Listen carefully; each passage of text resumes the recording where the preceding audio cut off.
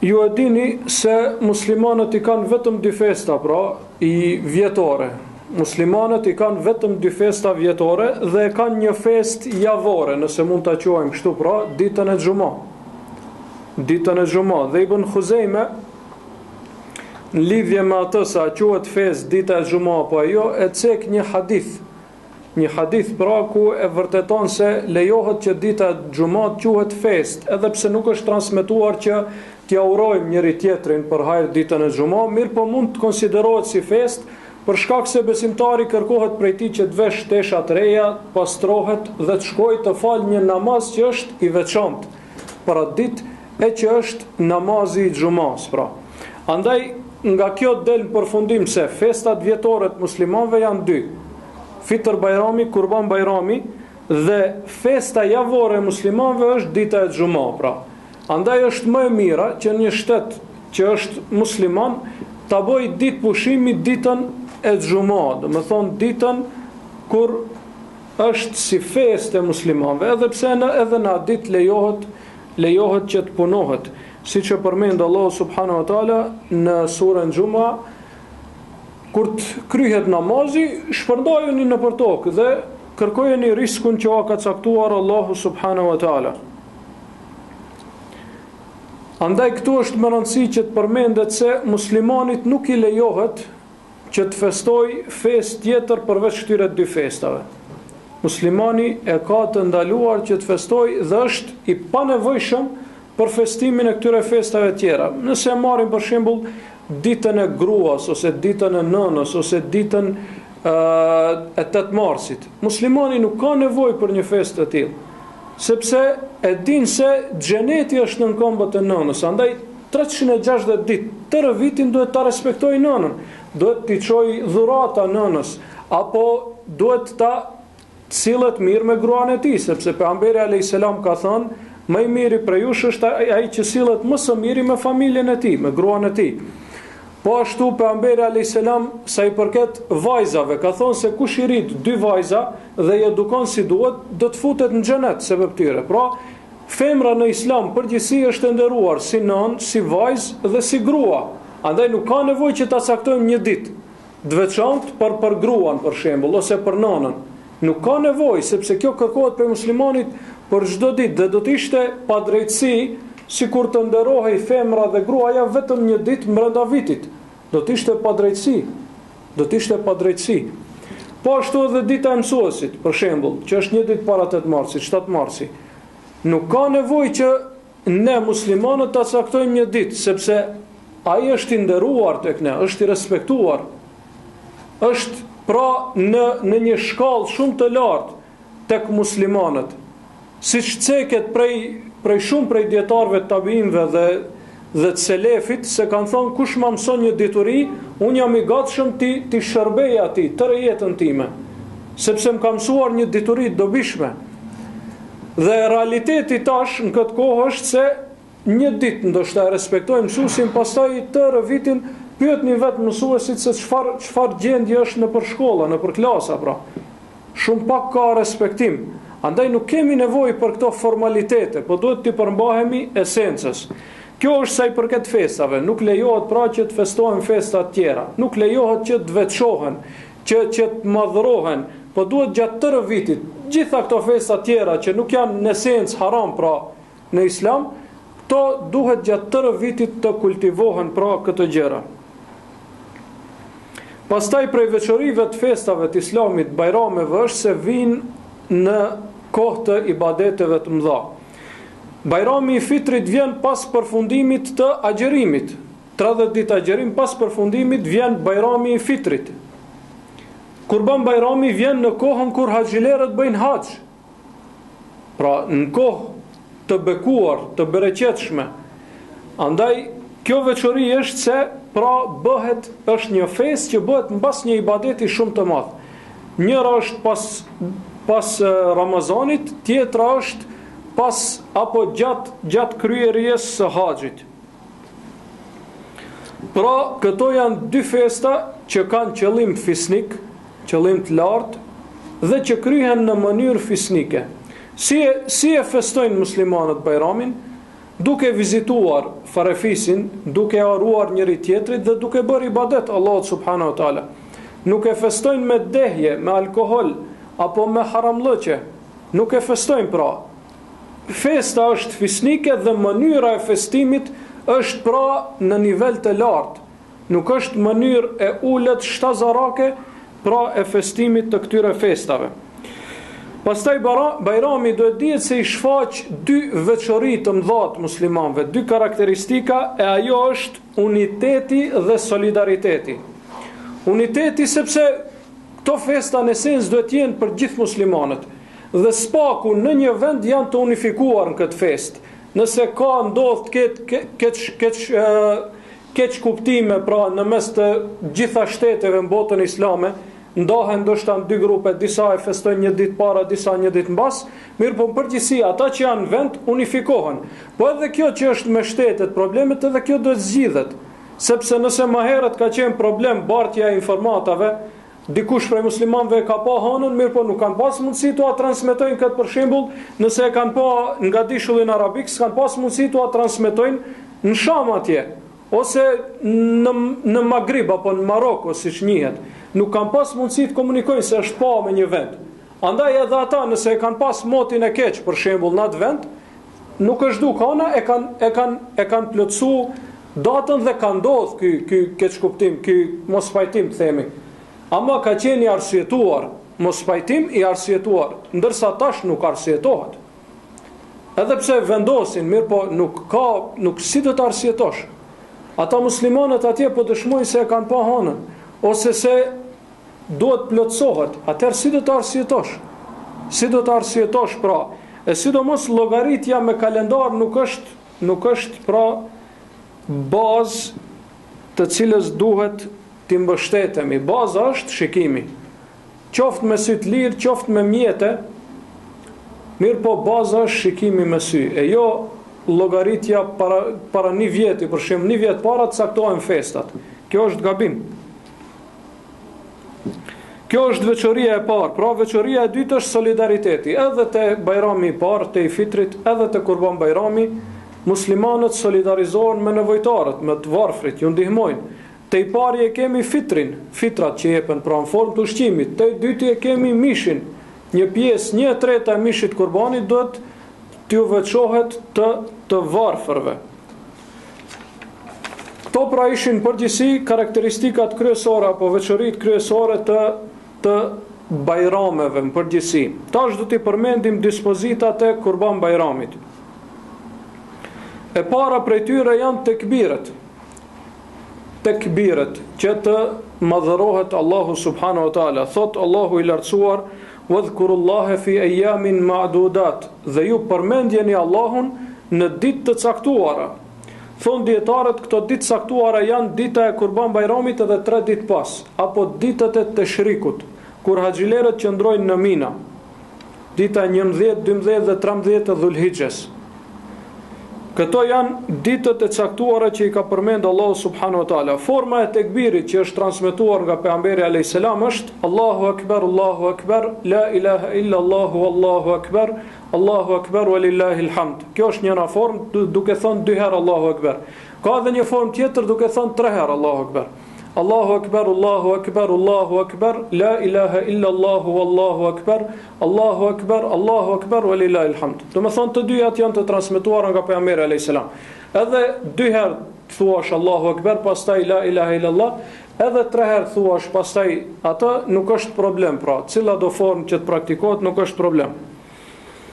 Dhe këto tekbire nuk thuhen vetëm pas namazeve fars, po thuhen edhe brenda ditës pra. Kur të kesh kohë, kur të kesh mundësi, madje ajo që është më e mirë është që në përtregje, në përvend të tubimet thuhet me zot të lartë pra prej muslimanëve.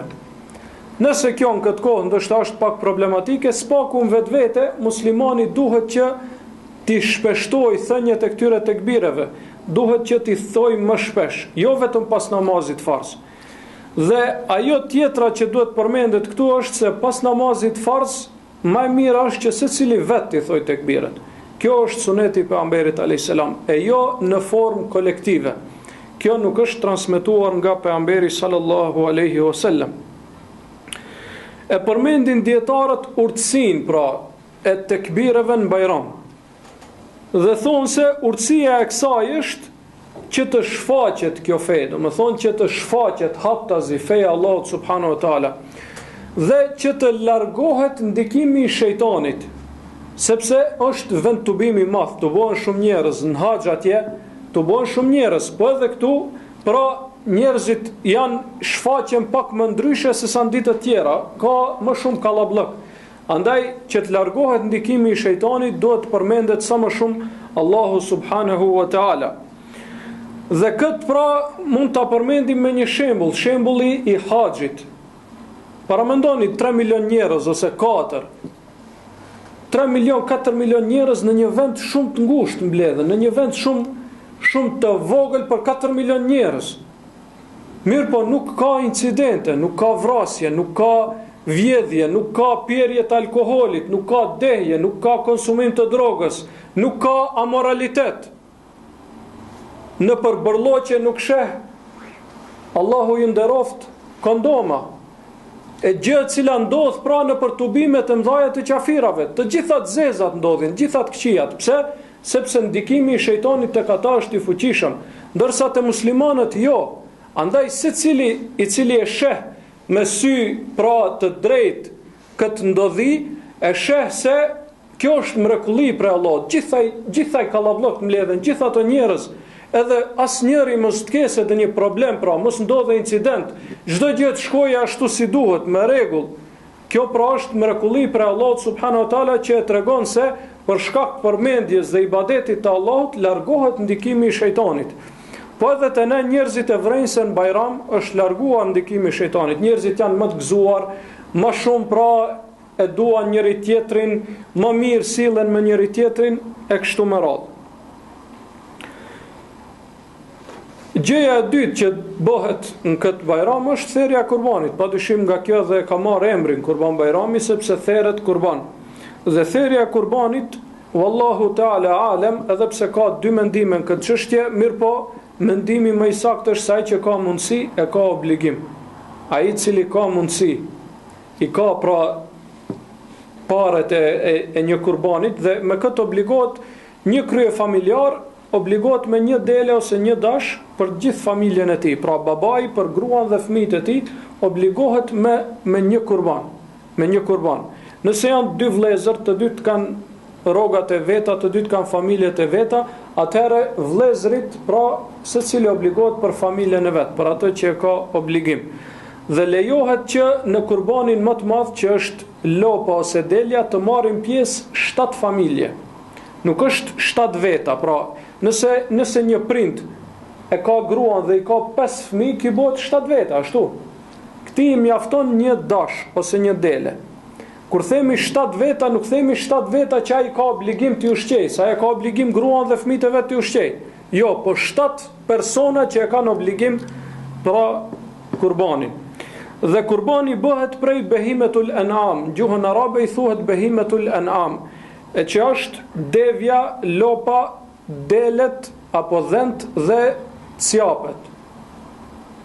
E para devja duhet të ketë minimum 5 vjet, e dyta lopa duhet të ketë minimum 2 vjet dhe delet dhe capet duhet minimum të kenë nga 1 vjet. Kjo është pra, koha kur therret kurbani është pas namazit Bajramit. Para namazit Bajramit nuk është kurbani Bajramit, po është thjesht kurban, thjesht për ushqim, nuk konsiderohet dhe nuk konsiderohet se e ka bërë pra kurban që është kurbani Bajramit. Pejgamberi alayhis salam ka thënë: "Men dhabaha qabla an yusalli falyu'id makanaha ukhra, wa man lam yadhbah falyadhbah." Kush ka therr kurban para se të falet Bajrami, atëherë le ta përsërit, sepse nuk i quhet, pra. Ndërsa ai që nuk ka therr, atëherë le të therr pra pas namazit. Po ashtu lejohet që të therret edhe 3 ditë pas ditës së Kurban Bajramit, pra. Dita e Kurban Bajramit është 10 Dhulhijhe. Lejohet edhe në ditët e Teshrikut që janë 11, 12, 13, lejohet që të therret kurbani në ditët e Teshrikut, sepse Pejgamberi alayhis salam ka thënë: "Kullu ayamit tashrik dhabh." Të gjitha ditët e Teshrikut janë kohë për të therr kurban. Pra nuk është vetëm dita e Bajramit edhe 2 ditë pas Bajramit, po edhe 3 ditë pas Bajramit. Lejohet që të therret kurbani. E treta është, pra vepra e tretë që duhet bëhet është larja, parfymosja dhe veshja e teshave të reja, sepse ka atmosferë pra festive, të bëhen shumë njerëz, andaj duhet që t'jemi në pamje të bukur me tesha të bukura dhe që prej nesh të nuhatet erë e mirë. Sa i përket shkuarjes në vendin ku falet Bajrami dhe sa i përket vendit ku falet Bajrami, më e mirë është që të bëhet në ndonjë shesh apo në ndonjë qendër të qyteteve, në vend të hapur. Pejgamberi alayhis salam me shokët e tij kur e falnin Bajramin, nuk e falnin në xhaminë e Pejgamberit alayhis salam, po dilnin në ndonjë vend ku kishte hapësirë dhe e falnin aty pra Bajramin. Kjo është sunet, është mirë që të veprohet. Dhe kjo praktikohet në për disa qytete, siç është Tirana për shembull, dalin shesh dhe e falin Bajramin. Kjo praktikohet dhe është më e mira që të praktikohet edhe në qytete tjera. Thon dietarët, pos nëse është moti i keq, nëse ka shumë shi ose shumë borë, atëherë falet në për xhamia. Mirë, po përndryshe duhet që të falet në një vend të hapur, në mënyrë që sa më shumë njerëz, sa më shumë musliman prej atij vendit marrin pjesë, që të bashkohen në një vend, pra mos falet në për shumë vende. Kjo është më e mira, nëse ka mundësi. Pastaj është mirë dhe sunet që kur të shkosh në xhami nga një rrugë, të kthehesh nga një rrugë tjetër. Pra të ndrojsh rrugët gjatë shkuarjes dhe ardhjes prej xhamisë. Kështu ka vepruar pejgamberi alayhis salam. Dhe urtësia e kësaj është që të takohesh me musliman. Kur shkon nga kjo rrugë, takon ata që janë kësaj rrugës, bën Bajram, i përshëndet. Pastaj kur kthehesh, takohesh me musliman tjerë, me njerëz tjerë. Vepra tjetër që duhet bëhet është falja e namazit Bajramit. Këtu duhet ta potencojmë se nuk duhet lënë namazi i sabahut pa u fal. Shumë prej muslimanëve mendojnë se namazi i Bajramit është më i rëndësishëm se sabahu. Kjo gabim. Namazi i Bajramit e ka rëndësinë vet, mirë po sabahu është më i rëndësishëm se Bajrami. Andaj nuk duhet që të shkojë vetëm për Bajram njëri në xhami, po duhet që ta fal sabahun. Dhe lënia e sabahut në çdo kohë është vepër e shëmtuar. Mirë po në ditën e Bajramit bëhet edhe më shëmtuar, sepse abdes ke marrë, teshat i ke vesh, në xhami do të shkosh, atëherë shko për sabah. Fale sabahun, prit derisa të falet namazi i Bajramit, fale edhe Bajramin. Pse pra të ndodh kjo, që shumë prej muslimanëve shohëm falet sabahu, vijnë pastaj. Më thon 10-15 minuta para se të fillojë namazi i Bajramit, as sabahin se ka fal. Kjo është gabim. Kjo është gabim. Suneti tjetër që duhet veprohet në Bajram, pra vepra e mirë, dispozit tjetër është se është mirë që sofra e Bajramit shtrohet nga mishi i kurbanit. Mishi i kurbanit është mirë që shtrohet sofrën e Bajramit. Nëse kjo tash në këtë kohë është pak më problematike, atëherë nëse jo për mëngjes, s'pakun drek, pra duhet të ketë mish nga kurbani. Kështu ka qenë suneti i pejgamberit alayhis salam. Kthehej prej xhamie pasi e falte Bajramin, e therte kurbanin, e merrte një pjesë të mishit, përgatitej ajo pjesë e mishit dhe pastaj e hante, pra shtrohej sofra e Bajramit. Kjo është më e mira. Sa i përket kurbanit, pra është përmendur shpesh se duhet ndrohet në 3 pjesë. Një pjesë për familjen e atij që e therr, një pjesë hedije, dhurat. Dhe hedija për dallim nga sadakaja nuk ju jepet vetëm të varfërve, po ju jepet kujt të dëshiron. Pra, 1/3 është për pronarin, 1/3 është hedije. Hedije mund të jep fëmijëve të afërme, shokëve, familjarëve, kujt do qoftë. Hedija nuk kurzohet që të jetë fukara. Ndërsa 1/3 tjetër është special për fukara. Aty duhet ta shoh që të jenë të varfër. Aty duhet ta shoh që të jenë të varfër. Vepra tjetër që është mirë të veprohet në Bajram është që t'ju urohet Bajrami muslimanëve. Të gjithë muslimanët që i njeh uroja Bajramin, qoftë direkt, qoftë nëpërmjet telefonit apo mjeteve tjera të komunikimit, ju uroja Bajramin të gjithë muslimanëve të cilët i njeh. Vepra e 8 që duhet veprohet në Bajram, që është mirë të veprohet në Bajram, dhe kjo nuk është vetëm nuk veçohet vetëm Kurban Bajrami, po edhe Bajrami i Fitrit, është që të vizitohet farefisi familjarët dhe që të bëhet bajram me ata. Tu do të tërhekim vërejtjen se do të ketë kujdes, ai i cili shkon te një familje të bëj bajram, do të fol me zotin e shtëpisë. Nëse se gruaja e asaj familje nuk është mahrem për këtë, pra nuk e ka mahrem, nuk është prej familjes së afërt. Atëherë para se me shku te ajo familje duhet që ta thirr zotin e shtëpisë dhe ta pyes sa është në shtëpi.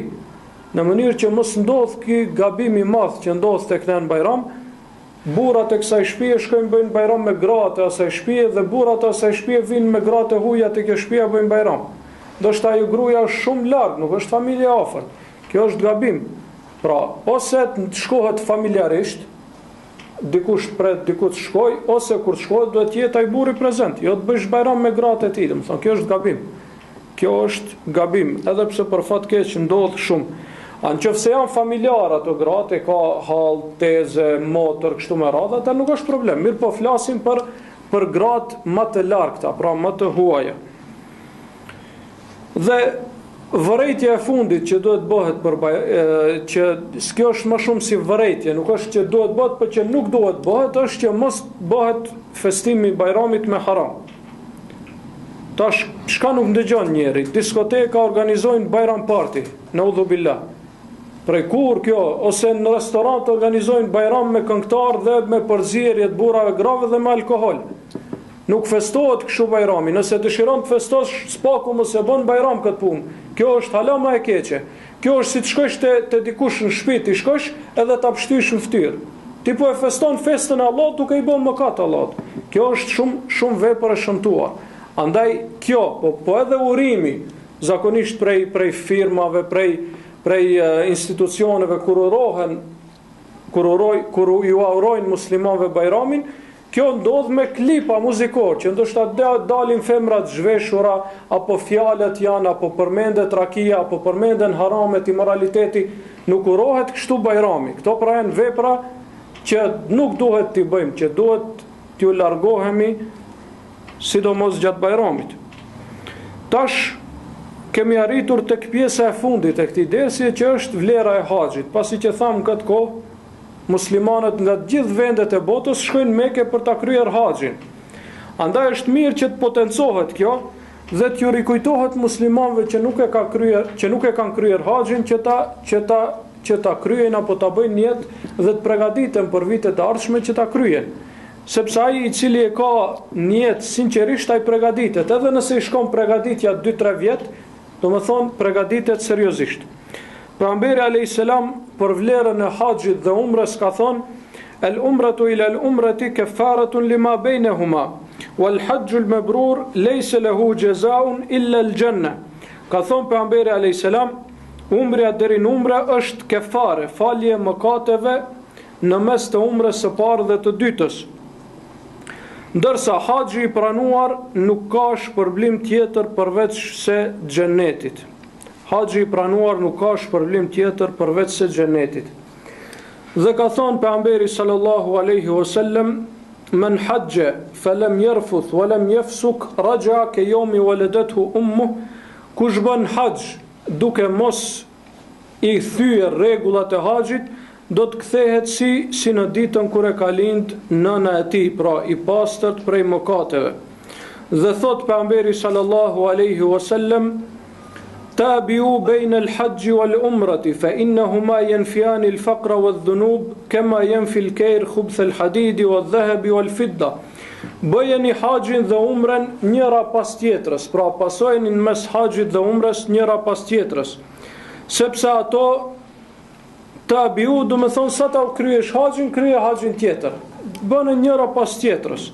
Po ashtu edhe umrën. Sa ta bësh një umre, kur të mundsohet bëre një umre tjetër.